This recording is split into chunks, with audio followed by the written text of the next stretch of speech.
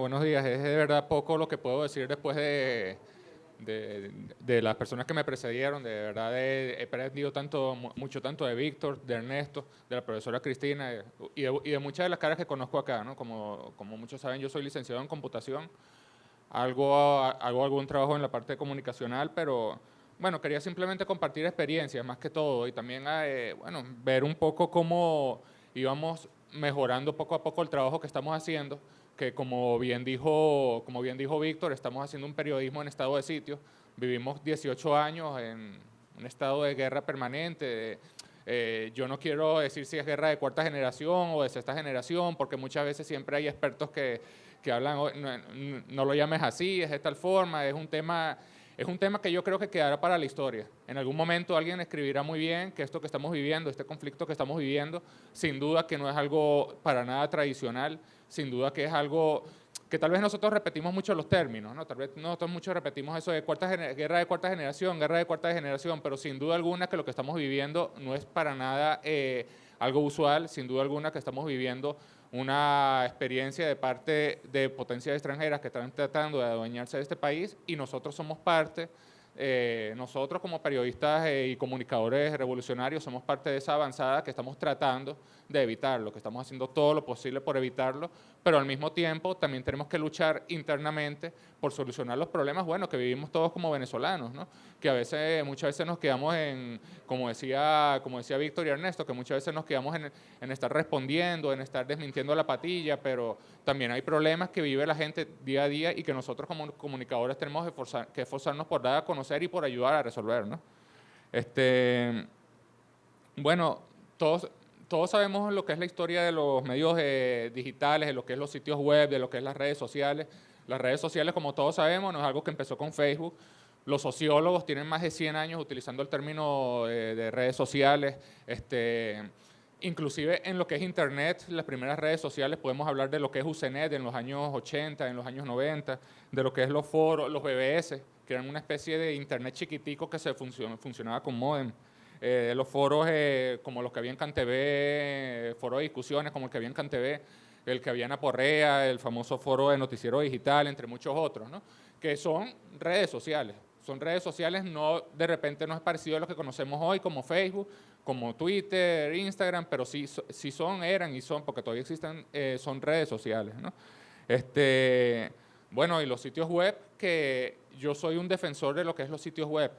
A veces nosotros creemos que como llegaron las redes sociales, como llegó Facebook, como llegó Twitter, entonces ya los sitios web que teníamos en nuestras instituciones ya pasan a un segundo plano, ya son menos importantes. Inclusive muchas veces sabemos que sitios web de medios del Estado y de ministerios e instituciones que a veces tenían 15 personas trabajando allí, de repente les quitan la mitad de esas personas, las pasan al departamento de redes sociales y creen que eso está bien. Y no, para nada está bien. Nosotros tenemos que evaluar y tenemos que reivindicar lo que es la parte de los sitios web, porque a diferencia de las redes sociales, los sitios web son nuestros. ¿Qué quiero decir con eso de que son nuestros? Que cuando uno se crea una cuenta en Twitter, así uno le ponga cuenta en Twitter de, digamos, el ministerio tal, o cuenta Twitter de Alba Ciudad, o cuenta Twitter de BTV, esa cuenta en realidad no es ni de BTV, no es ni del Ministerio de la Cultura, no es ni de la ciudad, esa cuenta es de Twitter. Nos la pueden borrar en cualquier momento y hace 2 semanas ya pasó. Hace 2 semanas ya vimos cómo nos borraron a varias instituciones, a varios medios, nos borraron las cuentas, nos las eliminaron, nos las suspendieron, ni siquiera nos avisaron por qué. Simplemente nos la borraron y punto. Y uno reclamando, tratando de apelar, no hubo reclamación posible. Se hicieron reclamos públicos, lo hizo hasta el mismo presidente de la República y nada, no hubo reclamación, no hubo pero que valga. ¿Por qué? Porque esas cuentas no son nuestras. El canal de YouTube, uno puede agarrar, crear el canal de YouTube de BTV, de Vive, de cualquier medio de comunicación, subir todos los videos allí, pero si mañana nos empiezan a hacer reclamos, reclamación es una palabra mal traducida, pero es la que usan ellos. Pues, si mañana empiezan a colocar reclamos por derechos de autor, como nos ha hecho un montón de medios de derecha, y nos terminan borrando o cerrando la cuenta, mira, no hay nada que podamos hacer. Así hayamos subido allí 10.000 videos, si nos lo borraron alegando derechos de autor y nos cierran esa cuenta, no hay nada que podamos hacer. Conclusión, esas cuentas no son nuestras. En cambio, los sitios web, hay que aclararlo, el sitio web de BTV, el sitio web de Telesur, el sitio web de Alba Ciudad, etcétera, etcétera, todos esos sí son sitios web que son nuestros, en el sentido de que se montan en servidores muy probablemente que son venezolanos, o tal vez no son venezolanos, pero igual si estás alquilándolo, si lo estás pagando, todo lo que estás haciendo allí también es tuyo, pues. Los contenidos son nuestros, podemos colocar cosas allí que no se pueden colocar en otro lado. Caso reciente, por decir algo, la versión que se hizo aquí de la canción Despacito apoyando a la constituyente, esa que no sé si ustedes la recuerdan, una versión que un artista, no sé cuál, hizo una versión de la canción Despacito apoyando a la constituyente. Yo sé que eso es algo que es muy debatido, pues yo sé que eso es algo que a algunos no les gustó para nada, yo sé que a otros sí les gustó. Sin embargo, el punto es que por el tema de derechos de autor no se podía subir a portales como YouTube y quienes lo subieron lo saben. Al día siguiente les bloquearon, les borraron el video y les colocaron un strike en la cuenta. Entonces tuvieron que subirlo a sus propios servidores web porque saben que en su propio servidor web no les va a pasar nada. En su propio servidor web nadie se los va a borrar. En todo caso, podría llegar una carta de la Sony, pues, haciéndote el reclamo. Pero bueno, eso ya es una decisión política, eso ya es una decisión de, bueno, vamos a caernos a golpe en los tribunales, pues, para ver quién gana. O si no, o si lo quieren borrar, se borra, pues, pero ya es una decisión política que la toma uno, que la toma el ministro, que la toma el ente, pues. En cambio, si lo tienes en YouTube, YouTube simple y llanamente te lo borra y punto. ¿Por qué? Porque YouTube, ellos dicen, yo no me quiero meter en problemas legales con la Sony, no sé quién es este ministerio de no sé qué de Venezuela, entonces para yo no meterme en problemas con la Sony, yo simple y llanamente borro esto y le pongo una sanción al ministerio X para que no lo vuelvan a hacer. Esa es la actitud que tiene YouTube al respecto, muy complaciente con las empresas transnacionales. Por eso yo insisto de verdad en que tenemos que defender lo que es los sitios web nuestros. Pues. Con esto no estoy diciendo que las redes sociales sean que hay que subestimarlas, todo lo contrario. Nosotros tenemos que estar en las redes sociales porque la gente está en las redes sociales. Tenemos que llegar a ellos, tenemos que hacer todo lo posible a través de imágenes, diseño gráfico, infografías, todos los recursos que todos conocemos, tenemos que hacer lo imposible por llegar a las redes sociales. Sin embargo, es simplemente un llamado de atención por muchas cosas que han pasado en otros tiempos con los sitios web de diferentes instituciones, que lamentablemente todavía es normal en Venezuela que cuando hay un cambio de ministros, cuando hay un cambio de directores, de funcionarios, siempre llega el funcionario nuevo diciendo, bueno, yo quiero ya una página completamente nueva, quiero que me borren todo lo que estaba, vamos a empezar de cero, y se borra todo una especie, sí, se borra toda una historia, se borra todo el trabajo que hicieron otros camaradas que también son revolucionarios, que también son chavistas, y se borra todo eso, se elimina, se pierde. El sitio web pierde lo que es rate, ranking, lo que se llama SEO, es decir, posicionamiento en los buscadores, pierde eso porque hay que entender también un poco cómo funciona Internet. Pues, la mayoría de la gente utilizamos Google como buscador. Google utiliza una serie de algoritmos para chequear todos los días los sitios web. Y si ve que un sitio web se borraron un montón de páginas, inmediatamente Google agarra y le quita posicionamiento de ese sitio web. Es decir, ya no lo va a colocar en los resultados, ya no va a mandar a los visitantes para ese sitio web. Entonces, cuando nosotros decidimos, mira, yo asumí el ministerio, yo asumí la dirección, así que lo primero que vamos a hacer es borrar la página web y empezar desde cero, o cuando decimos vamos a cambiar el software, el manejador, y vamos a utilizar otro completamente distinto y por lo tanto hay que borrar todo lo que hay y empezar desde cero, cuando hacemos eso, estamos básicamente matando la página web y mandando a los visitantes muy seguramente a los sitios web de quienes nos están confrontando. Es decir, los terminaremos mandando a La Patilla, los terminaremos mandando al Nacional, los terminaremos mandando a otro lugar, ¿no? Por eso es algo que queríamos resaltar mucho, pues la importancia de cuidar muy bien, de mantener nuestros sitios web y de cuidar nuestros archivos, ¿no? Los archivos de los sitios web. Las redes sociales son el primer caso en la historia reciente en que una empresa extranjera puede influir en millones de personas venezolanas sin estar aquí. ¿Qué quiero decir yo con eso? Imagínense la primera vez que vino Coca-Cola a Venezuela. La primera vez que vino Coca-Cola a Venezuela tuvo que llegar al Ministerio de Salud o al Ministerio X, al Ministerio de Alimentación o al Ministerio que sea y pedir una serie de permisos para poder estar acá. La primera vez que vino McDonald's a Venezuela, igualmente, tuvo que pedir una serie de permisos al Ministerio de Salud. Yo creo que deberían ser mucho más exigentes con McDonald's por la cantidad, y con Coca-Cola por la cantidad de basura que nos meten a todos. Pero la realidad es esa, que son empresas que para estar aquí tienen que cumplir con una serie de leyes, leyes laborales, leyes de salud, leyes de X y Y. Con las redes sociales no pasa eso. Con las redes sociales son empresas que ni siquiera tienen presencia física aquí. Es decir, aquí no hay una oficina de Twitter, a pesar de lo que nos hayan dicho, no, es mentira. Aquí no hay una oficina de Twitter, aquí no hay una oficina de Facebook, aquí no hay una oficina de Instagram, pero Twitter, como nos mostró Ernesto en su ponencia, Twitter tiene millones de usuarios en Venezuela. Facebook tiene millones de usuarios en Venezuela, 9 de cada 10 venezolanos tienen cuenta en Facebook. Y nadie los regula. Diferente a lo que pasa, por ejemplo, en Alemania, que en Alemania todos los que hemos estado pendientes de las noticias sabemos que se están aprobando leyes para regular lo que ocurre en las redes sociales, sobre todo lo que es los mensajes de odio. Oye, y en Alemania no ha pasado lo que sí ha estado pasando aquí, que aquí todos recordamos, pasamos 4 meses en los cuales a muchos chavistas nos publicaron las direcciones de nuestras casas, nos dijeron, este es un sapo, este es un chavista, hay que matarlo, donde lo vean, mátenlo. Llevamos 18 años en eso, ¿no? Los que se acuerden de páginas como reconocerlos.com, por ejemplo, los que se acuerden de un montón de páginas que han surgido en estos 18, 20 años de historia, recordarán toda la gama de todos los tipos de fascismo que han habido acá, y que cuando uno utiliza el botoncito de reportar que tienen todas las redes sociales, que muchas pareciera que lo tienen de adorno, pues muchas simple y llanamente no te hacen caso, pues te amenazan de muerte, publican tus datos personales, publican tus fotos, publican fotos de periodistas, los amedrentan, hacen todo tipo de acciones fascistas contra ellos, y las redes sociales, las más cumplidoras, te borran la información a los 7 días, ¿no? Las peores no lo hacen. No lo hacen nunca. Podemos ver lo que hace la cuenta Bebé Periodistas, por ejemplo. La cuenta Bebé Periodistas se la pasa todos los días publicando las fotos de funcionarios, de hijos de funcionarios, estimulando a hacer bullying, o acoso, mejor dicho. Vemos que inclusive periodistas como Eliangélica News o como Albert RT51, que son periodistas, que son corresponsales de cadenas como Univisión, de Caracol, etcétera, etcétera, utilizan sus cuentas, ellos dicen que son periodistas, pero utilizan sus cuentas básicamente para estimular el odio contra funcionarios y contra personas que se identifican como chavistas.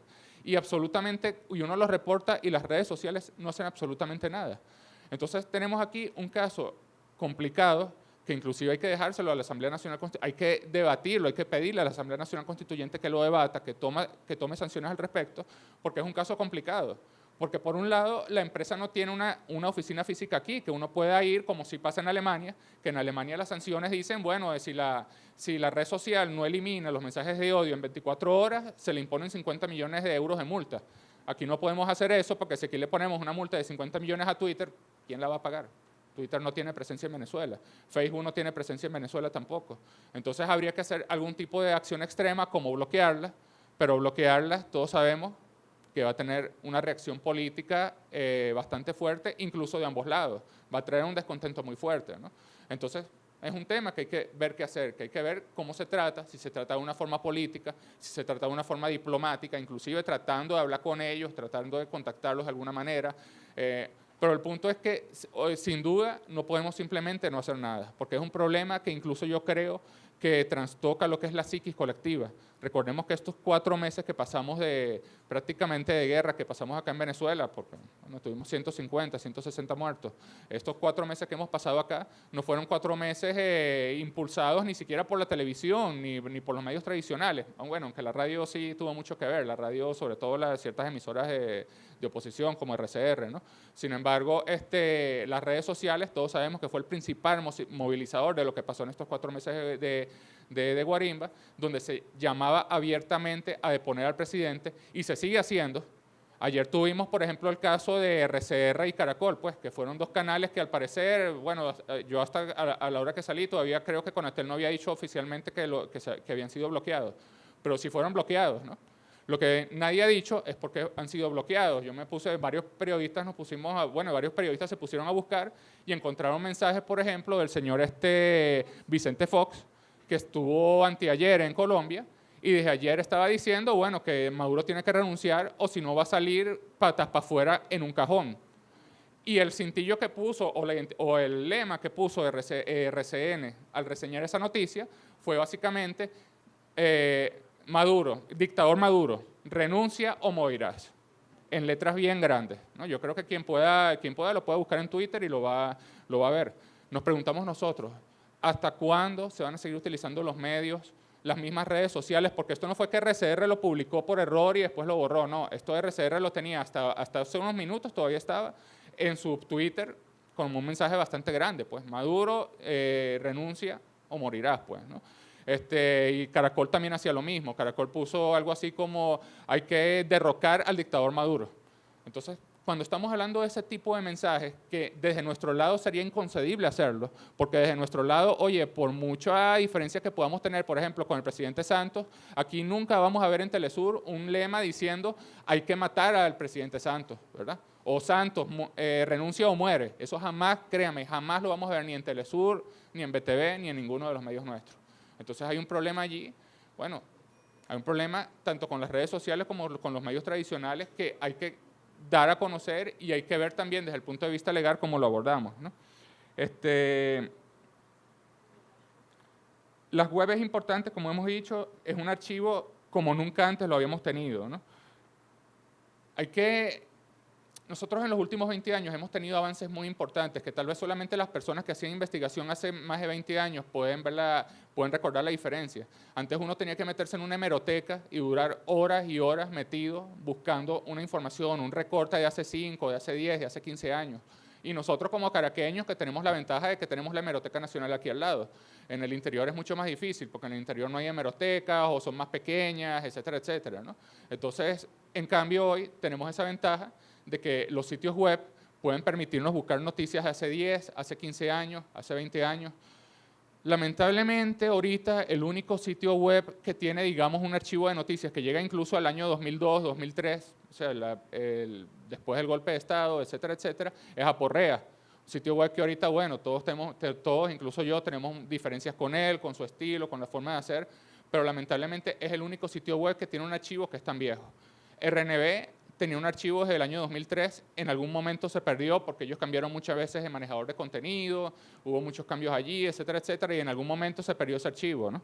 YBKE Mundial también, bueno, yo que con la profesora Cristina González, con Héctor Escalante, estuvimos trabajando allí, también en algún momento se perdió el archivo y están las noticias nada más creo que de 2012 en adelante.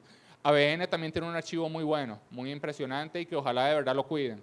Todos esos archivos son muy importantes de verdad porque a la gente hay que recordarle mucho, este inmediatismo, este problema que hay con las noticias, este corre-corre, a la gente muchas veces se le olvida que esos políticos que están hoy fregando la paciencia, que esos políticos que están hoy llamando abiertamente a derrocar a Maduro, gente que ha estado abiertamente diciendo llamando a los militares a derrocar al gobierno, se le olvidan que son los mismos que lo hicieron en el año 2014, 2011, 2007, 2004, 2002, y hay que recordárselos. Es importante eso.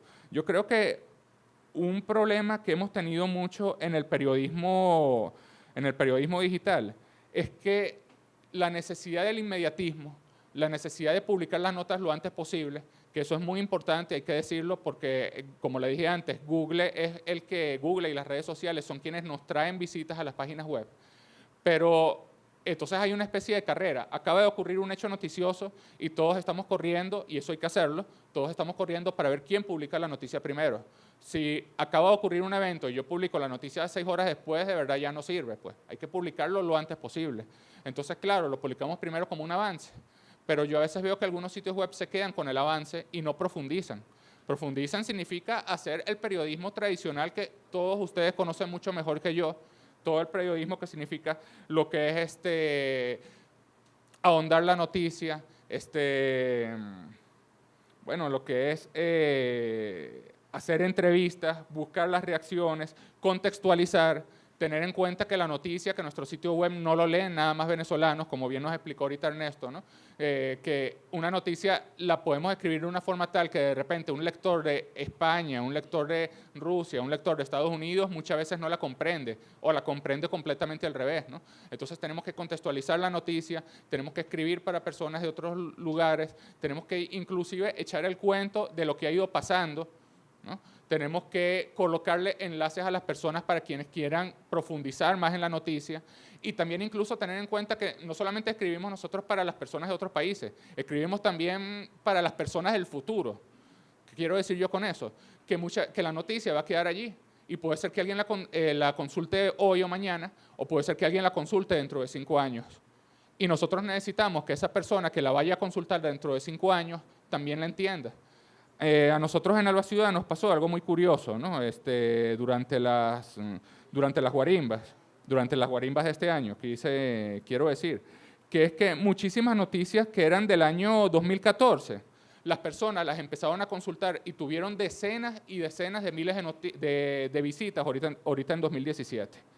Déjenme buscarle aquí algunos ejemplos. Por ejemplo, noticias como, por ejemplo, un dirigente, no sé si lo recordarán, en el año 2014 hubo un dirigente de Primero Justicia, que él fue al Sambil con su familia y él narró cómo el día que fue al Sambil, en ese momento estaban los guarimberos y su niño lloraba, su niño se vio muy afectado al ver esas escenas, al ver los guarimberos lanzando piedras y entonces ese mismo dirigente de Primero Justicia terminó escribiéndole a sus propios compañeros diciéndoles, miren, esto no sirve para nada, esto que estamos haciendo va de mal en peor. Eso fue una noticia de abril de 2014.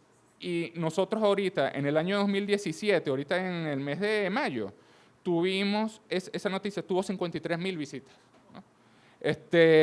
Bueno, la noticia del compañero motorizado que falleció, que fue el primero que murió víctima de una guaya en febrero del año 2002, allí en la avenida Rómulo Gallegos. Bueno, esa noticia en su momento, en 2014, tuvo decenas de miles de visitas. Y ahorita en mayo también tuvo 32.000 visitas.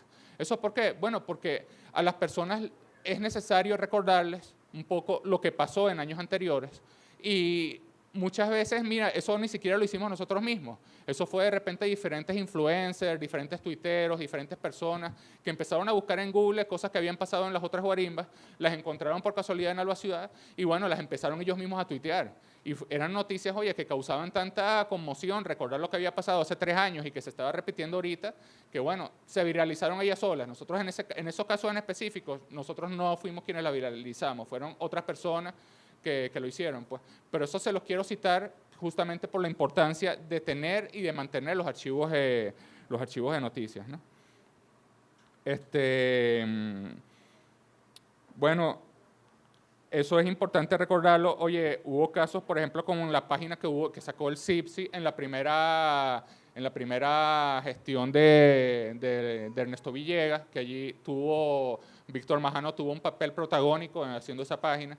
Eso fue el año 2012-2013, ¿verdad, Víctor?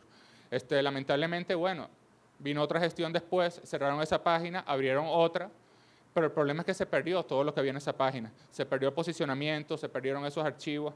Yo insisto en que eso no se puede perder, eso hay que mantenerlo en línea. Luego, esa página, que también fue muy buena, Hoy Venezuela, también luego se volvió a cerrar en otro cambio de gestión, se volvió a abrir. A nosotros en el Ministerio de la Cultura nos pasa también lo mismo, porque, oye, nosotros en 8 años hemos tenido 9 ministros de Cultura, ¿no? Y bueno, eso imagínense para lo caótico que es para nosotros como radio, que de repente un ministro a veces tiene la línea de que la música tiene que ser tradicional pura. El siguiente ministro te dice, no puede ser tradicional pura porque tenemos que llegar a todo el mundo. Y entonces, no, ahora la línea es salsera. Después llega otro, no, salsero tampoco sirve, eso es música transculturizada, no sé qué. A nosotros créannos que es un dolor de cabeza, a nosotros como trabajadores, pues. Pero bueno, ahí seguimos para adelante, pero simplemente se los comento como casos, bueno, que hay que reflexionar un poquito en esos casos, pues que a veces nos tratamos entre nosotros mismos como si fuéramos enemigos, como si fuéramos personas que hay que llegar, arrasar y empezar de cero las cosas, y yo insisto en que eso no lo podemos hacer de esa manera, ¿no? Las páginas web, todos lo sabemos, tienen muchas ventajas sobre los medios impresos, ¿no? No hay límite de espacio, como si ocurre en los impresos, que bueno, de allí es que viene la pirámide invertida, ¿no? La necesidad muchas veces es que de repente sale un artículo a último momento, entonces hay que recortar otro artículo que para hacer espacio para el otro, y entonces hay que quitarle los últimos párrafos, que eso pasaba sobre todo en los medios de antes, cuando no habían las herramientas que hay hoy día para lo que es la parte de composición, ¿no? Sin embargo, en las páginas web yo creo que es más bien algo que es muy soñado, incluso para los que escriben, porque normalmente no tienes un límite de espacio, puedes escribir bastante, puedes colocar muchas fotos, subtítulos, utilizar muchos recursos que de repente en la empresa escrita son más complicados. Por eso yo insisto en que es muy importante que ese periodismo que hay en la prensa escrita, que yo noto esa diferencia entre la prensa escrita y las páginas web, que a veces las páginas web quedan como que para los avances, para las noticias de última hora, mientras que la prensa escrita queda más para los análisis, más para la profundizar, más para la entrevista más seria, ¿no? Yo invito a que ese periodismo más serio también lo hagamos en las páginas web. Hace mucha falta y de hecho vemos que hay muchas páginas muy buenas, La Tabla, por ejemplo, Misión Verdad, RT, que no se quedan nada más en el inmediatismo, sino que, bueno, se quedan en hacer el periodismo, buscar la entrevista, buscar la reacción. Yo creo que eso es algo que es muy importante que hay que hacer, aunque también hay que reconocer que para eso se necesitan recursos, se necesitan periodistas, se necesitan colocar mucho más personal. Y eso es yo creo que eso es algo que todos los que queremos, estamos en la página web, sabemos que eso es lo que hay que hacer, pero a veces las personas que facilitan los recursos a veces no están tan convencidas y les cuesta mucho dar los recursos para que para que se puedan mejorar las páginas web. Pero es en serio, hace falta, eso hace muchísima falta, ¿no? Hace falta combatir un poco eso que se ha puesto muy de moda, que se hacen noticias en las cuales básicamente se coloca un texto, un primer párrafo, y luego lo que hacemos es copiar los tweets. Por ejemplo, el ministro tal tuiteó, que es consecuencia un poco de lo que había hablado Víctor, que muchas veces los ministros nuestros pareciera que están gestionando a través de Twitter, exactamente. Es una consecuencia de eso porque muchas veces hacemos la noticia, colocamos un párrafo y después colocamos abajo, gracias a WordPress, que se puede hacer eso, tú colocas el link del tweet y entonces automáticamente te lo expande y te coloca el tweet allí incrustado, ¿no? Vemos que muchas veces la noticia se queda allí. El ministro tal anunció que se capturaron cinco delincuentes en tal zona. Y entonces copiamos abajo los tweets.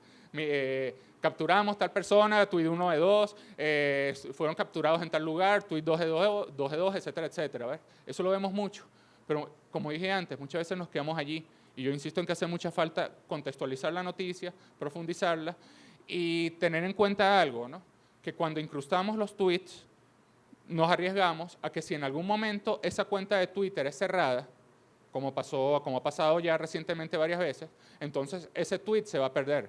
Y cuando la persona consulte esa noticia dentro de unos meses o dentro de unos años, vamos a encontrar una noticia incompleta.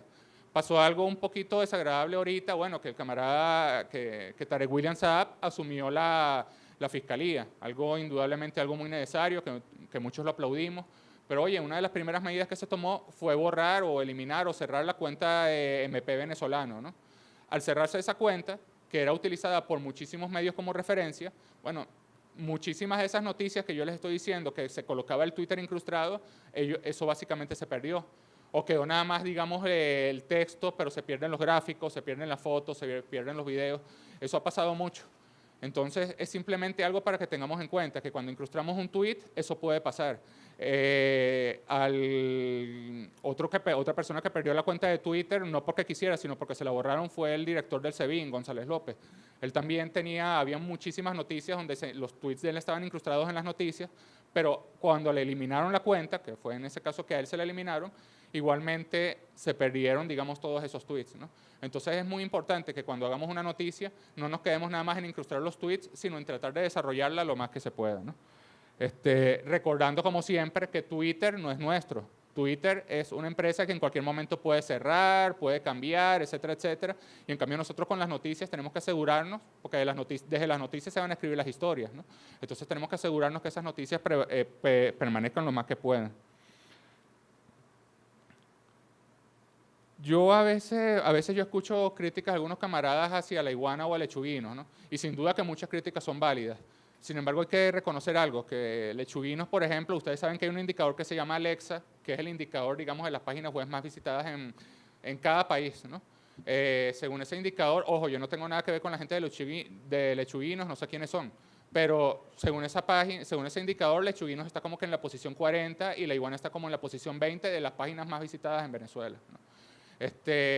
Ellos copian unas fórmulas que las vimos originalmente en la patilla o en maduradas, que son de utilizar este tipo de titulares que son a veces muy sensacionalistas, ¿no? Que a veces son llenos de exclamaciones, de expresiones muy, wow, increíble, miren lo que pasó ahora, espectacular, no sé qué cosa. A mí no me gusta titular de esa manera, pero por algún motivo a la gente le gusta, ¿no? Y bueno, yo no los critico en ese sentido, sí creo que en algún momento esas páginas tienen que avanzar hacia un periodismo un poquito, como lo ha hecho La Iguana, creo que La Iguana lo ha hecho, tienen que avanzar a un periodismo ya un poquito más fundamentado, darle paso a la entrevista, darle paso a contextualizar más, darle paso a abrir más la investigación. El punto es que esas dos páginas le han quitado mucho tráfico a la patilla, porque sin duda alguna yo prefiero que si acaba de ocurrir una noticia ahorita, yo prefiero que esa noticia la leamos en un medio nuestro, así sea una noticia que favorezca a la oposición, yo prefiero que esa noticia la leamos en un medio nuestro que en un medio opositor. Eso sí, si la vamos a leer en un medio nuestro, coloquémosle nosotros todo lo que tenemos que colocarle. Si es una noticia que favorece a alguien de la oposición, oiga, contemos un poquito quién es esa persona, contextualicemos, echemos el cuento, quién es esa persona, qué fue lo que hizo, por qué hizo esto. No nos quedemos nada más en contar de que fulano de tal hizo tal cosa. No, no, no. O sea, fulano de tal, que es el Partido Primero Justicia, que ha hecho tales y tales cosas, que es un partido que fue fundado con dinero de PDVSA, que fue responsable de las guarimbas de 2004, de 2007, de 2010, muchas de esas cosas, bueno, muchas de esas cosas me las enseñó usted, profesora. O sea, no podemos quedarnos nada más en simplemente contar la noticia, ¿no? Si vamos a contar la noticia que ellos quieren contar, o sea, si vamos a repetir esa misma noticia, ok, está bien, repitámosla porque es mucho mejor que la gente la lea en nuestros medios que en los de ellos, insisto, pero contémosla de nuestra manera. Eso yo creo que es algo importante. A veces los medios nuestros, bueno, nosotros mismos, eso es una autocrítica que también me hago yo, pues, a veces los medios nuestros nos limitamos mucho a contar las cosas que pasan en los ministerios, en las cosas positivas nuestras, y dejamos que las cosas negativas las cuenten ellos. No, yo creo que nosotros también tenemos que contarlas, pero contarlas, eso sí, a nuestra manera, contextualizándolas y haciendo todo lo que tengamos que hacer. Bueno, ya, yo creo que me pasé ya mucho del tiempo. Lo único que quiero decir es eso, pues tener muy en cuenta lo que es los sitios web, las páginas web, los archivos. Recordar, por ejemplo, que páginas web como El País de España, El Tiempo de Bogotá, ABC, etcétera, etcétera, esas páginas web no mejoraron a medida que surgieron las redes sociales, todo lo contrario. Mejoraron y bastante, o sea, mejoraron en su estilo, pues, mejoraron en lo que ellos hacen, que yo sé que es obviamente ataques contra nosotros, ¿no? Yo lo sé. Pero ellos sí han seguido mejorando, metiendo más gente, escribiendo más veneno contra nosotros. Nosotros no podemos permitir que las páginas nuestras mejoren, todo lo contrario, yo creo que también tenemos que mejorarlas, igual que tenemos que seguir mejorando las redes sociales, igual que tenemos que estar pendientes de qué redes sociales nuestras están apareciendo para meternos en ellas. Es un trabajo fuerte, es un trabajo que exige más gente, más personal, más eficiencia, pero yo creo que tenemos que hacerlo todo.